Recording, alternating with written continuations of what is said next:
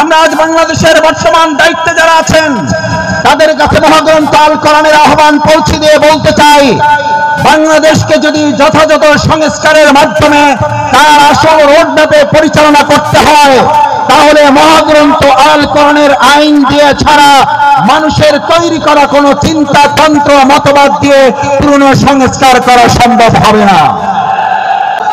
আল্লাহ সুবহানাহু ওয়া তাআলা মহাগ্রন্থ আল কোরআনে আমাদের জন্য উল্লেখ করেন, আল্লাহ তাআলা আমাদের জন্য উল্লেখ করেন, আফাহাসিবতুম আন্নামা খালাকনাকুম আবাসা ওয়া আন্নাকুম ইলাইনা লা তুরজাউন।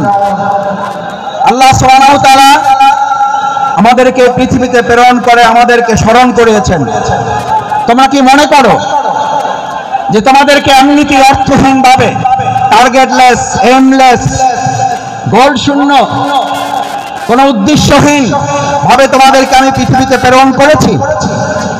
ওয়া ইলাইনা লা তুরজাউন, অথচ তোমাদেরকে তোমাদের কাজ সম্পন্ন করে কি আবার আমার কাছে ফিরে আসতে হবে না?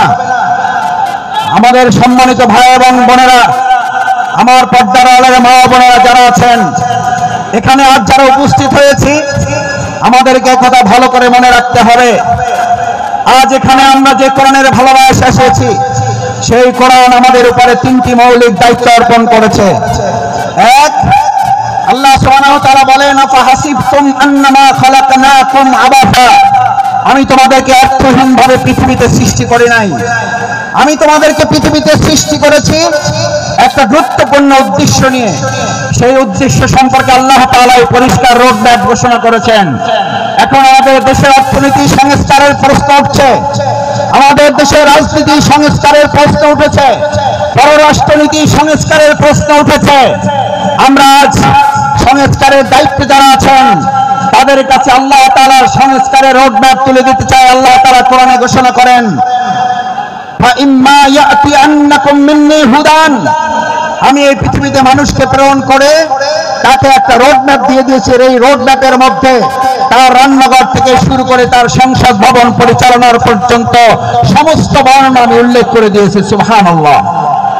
আমার ভাইয়েরা, মহাগ্রন্থ আল কোরআনের মধ্যে যে রোডম্যাপ আল্লাহ উল্লেখ করেছেন, ফামান তাবিআ হুদায়া, যদি এটাকে ফলো করে, যদি এটাকে অনুসরণ করে, যদি এটাকে মেনে চলে, তাহলে আল্লাহ ঘোষণা দিচ্ছেন, কোন প্রধানমন্ত্রী না, কোন প্রধান উপদেষ্টা না, কোন উপদেষ্টা বৃন্দগণ নন, কোন জাতিসংঘের মহাসচিব নন, এক আল্লাহ সুবহানাহু ওয়া তাআলা ঘোষণা দিয়েছেন, ফামান তাবিআ হুদায়া, তাহলে তোমরা রোডম্যাপের আসল রাস্তা খুঁজে পাবে।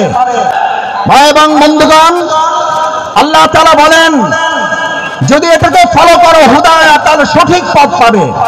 আচ্ছা, আপনাদের কাছে জিজ্ঞেস করি, যদি কোরআন অনুসরণ করার মধ্যে দিয়ে সঠিক পথ পাওয়ার কথা বলা হয়, তাহলে আমাদের কাছে কি এই প্রশ্ন ওঠা স্বাভাবিক নয় যে কোরআন বাদ দিয়ে যে কোনো পথ অবলম্বন করলে ওটা সঠিক নয়, ওটা গোমরাহের পথ?